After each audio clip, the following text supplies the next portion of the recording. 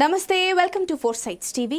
అధికార పార్టీ నాయకుల అడ్డదారులకు కొంతమంది అధికారులు సహకరిస్తున్న విషయం మచిలీపట్నంలో ప్రస్తుతం వివాదాస్పదమవుతోంది.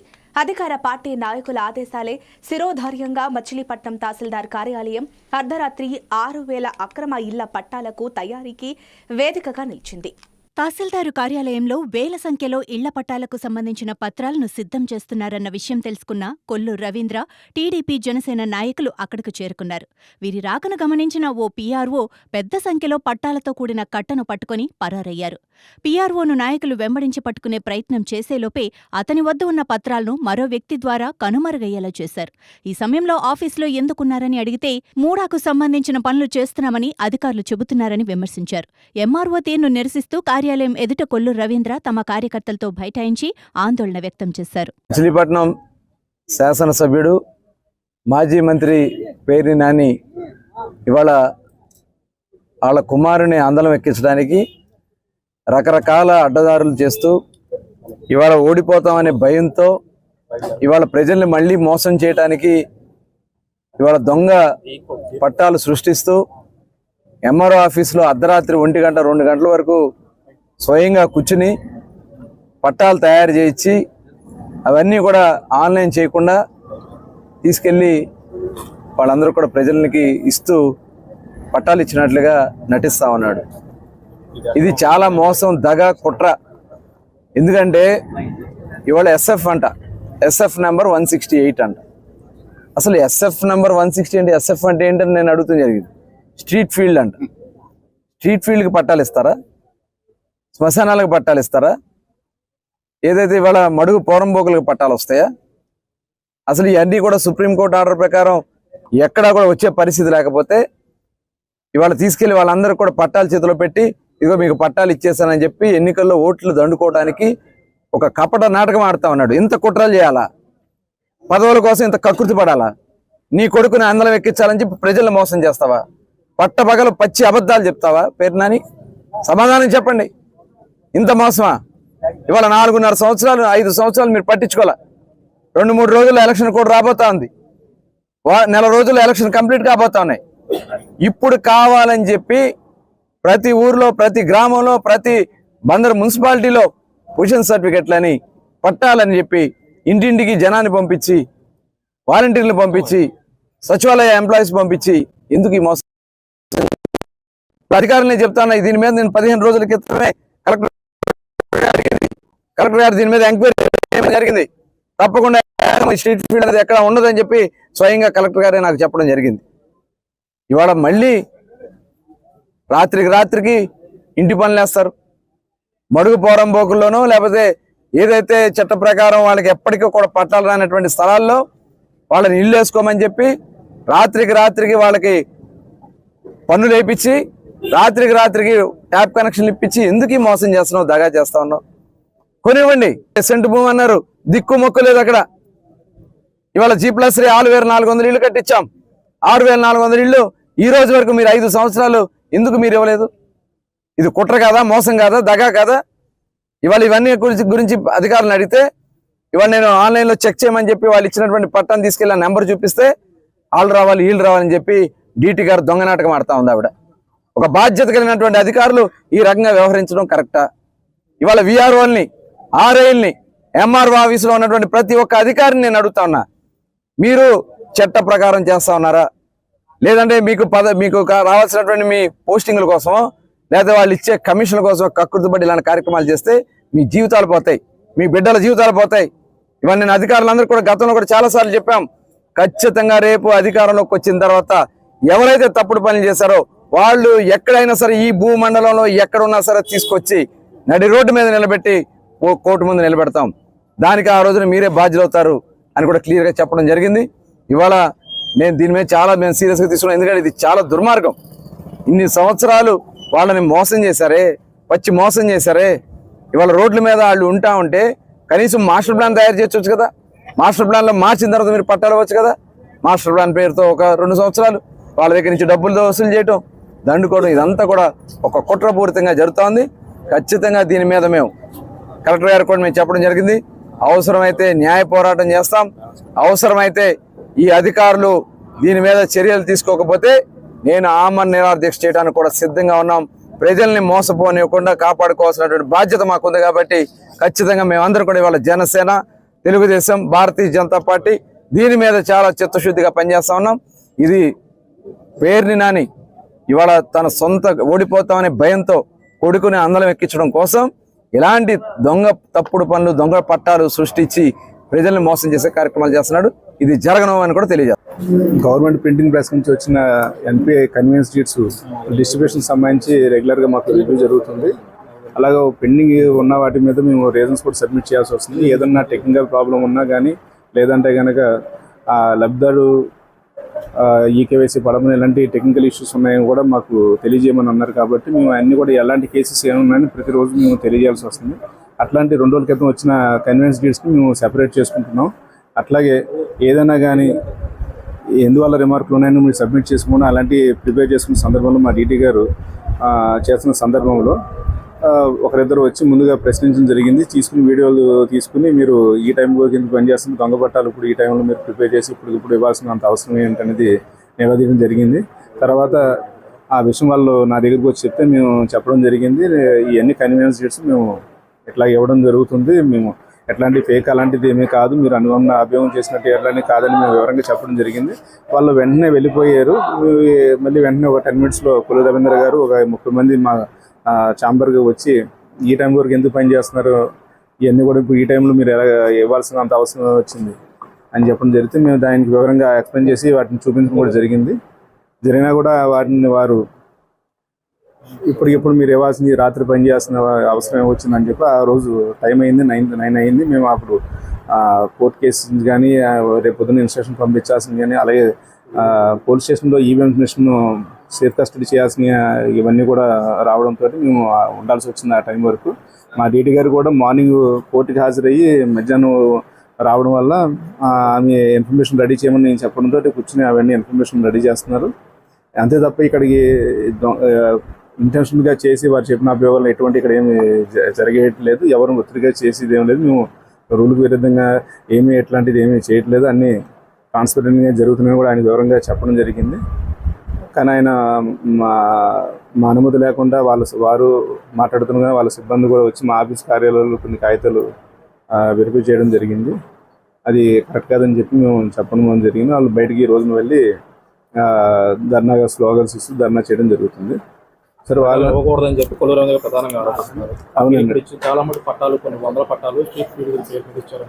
అవి చెల్లుబాటు అవుతాయా లేవా? ఆయన నిన్న ధర్నాగా కూర్చున్నప్పుడు ఒక పట్టా చూపించి లబ్ధిదారు దగ్గర మేము తీసుకొచ్చాము, దీంట్లో ఎస్ఎఫ్ అని మీరు ఎలా ఇచ్చారు ఏంటి అనేది రావడం జరిగింది. దాంట్లో ఇది మీరు ఫేక్ అని కూడా ప్రశ్నించడం జరిగింది. దాంట్లో మేము ఆన్లైన్లో చెక్ చేసాము. ఆ వ్యక్తికి ఆయన పెట్టిన అప్లికేషన్ నెంబర్ ప్రకారం మేము ఆన్లైన్లో టాలీ అయింది. ఆ లబ్ధిదారికి ప్రింట్ అయిన పట్ట ఒరిజినల్ పట్ట, అది జెన్యున్ పట్ట. కానీ వెనకాల తయారు చేసిన మాన్యువల్ స్క్రిప్ట్ ఏదైతే ఉందో ఎస్ఎఫ్ అని పేరు వేసిందో అది ఇచ్చింది రెగ్యులరైజేషన్ ఆఫ్ అన్అబ్జెక్షనబుల్ ఎంక్రోచ్మెంట్ కింద ఆ ఎస్ఎఫ్ అని ఫీల్డ్ అనేది వేయడం జరిగింది, స్ట్రీట్ ఫీల్డ్ అనేది. అది ఎందుకు ఎలా ఇచ్చారు అనేది కూడా వాళ్ళు వివరణ అడిగారు. దానికి సంబంధించింది ఏ డేట్ని ఇచ్చారు అనేది 2019 నుంచి, అది 2019లో వచ్చిన జీవో. ఆ జీవో ప్రకారం అది ఏ టైం ఇచ్చారని దాని మీద డేట్ లేకపోవడం వల్ల వెంటనే తీయలేనండి. నాకు 2 రోజులు టైం ఉండి ఆ ఫైల్స్ తీసి దానికి ఉన్న ఇవ్వడానికి గల వెనకాల ఉన్న ఆధారాలు ఏంటి అనేది కూడా మేము తీసిస్తామని చెప్పి చెప్పడం జరిగింది. రాజముద్ర లేకుండా పట్టా ఇచ్చి ఓన్లీ సంతకం ఒకటే ఉందంటారు. అది ఆఫీస్ సీల్ లేకుండా పట్టా దాదాపు రాష్ట్రం 30 లక్షల పట్టాలు ఇచ్చింది మనకి. దీంట్లో కూడా మేము 20,000 మనకి మచిలీపట్నం దాంట్లో సుమారు 20,000 పట్టాల వరకు ఇవ్వడం జరిగింది. 20,000 పట్టాలు అనేది ఇచ్చేటప్పుడు 1 or 2 కేసెస్ ఏమన్నా సీల్ మిస్ అయ్యి ఉండొచ్చేమో, కానీ ఏది అట్లా చేసేదేమో కాదు. ఒకవేళ ఏదైనా సీల్ మిస్ అయిన పట్ట లబ్ధిదారులు వచ్చినా కూడా ఇది జెన్యున్, మా దగ్గర రికార్డు వెరిఫికేషన్ జెన్యున్ అయితే కనుక మళ్ళీ వెరిఫై చేసి ఇవ్వడం జరుగుతుంది. మీరు రికార్డు ఒకసారి చూపిండి అంటే అది రికార్డు లేదు, మా దగ్గర ప్రస్తుతం లేదు, మాకు యాప్ డౌన్లో ఉందని చెప్పేసి తప్పించుకున్నారని చెప్పేసి నేను చూపించాను కదా. నేను ఆ యాప్ అది డౌన్లోడ్ స్టేటస్ చూసి ఆయనకి వెంటనే చెప్పడం కూడా చూపించడం కూడా జరిగింది పేరుతో. రికార్డు ఉంటుంది కదా మీ దగ్గర, ఎవరికి పట్టాలు ఇచ్చారు ఏంటి అనేది రికార్డులో రాసుకుని ఉంటారు. అంత ఆన్లైన్ అంతా కూడా ఇప్పుడు ఎంత ఆన్లైన్ ట్రాన్సాక్షన్స్ కాబట్టి ఇవన్నీ కూడా ప్రతి అప్లికేషన్ వెళ్ళే సచివాలయం ద్వారా అప్లికేషన్ చేయడం జరుగుతుంది. జరుగుతుంది. మా లాగిన్, మా విఆర్ఓ, మా లాగిన్, తర్వాత ఆర్డీఓ, అలాగా అందరి లాగిన్లోని ప్రాసెస్ అవుతుంది. ఎవరు ఏ టైంలో మన ఆన్లైన్లో చెక్ చేసుకొని మాకు డేటా వస్తుంది. సార్ దీని మీద కొల్లు రవీంద్ర గారు ఎలక్షన్ కమిషన్ దృష్టి కూడా తీసుకెళ్ళి వాళ్ళు ఫిర్యాదు చేశారు. అక్కడి నుంచి మీకు ఏమైనా ఆదేశాలు వచ్చినాయా? ఎటువంటి ఆదేశాలు వచ్చినాయి?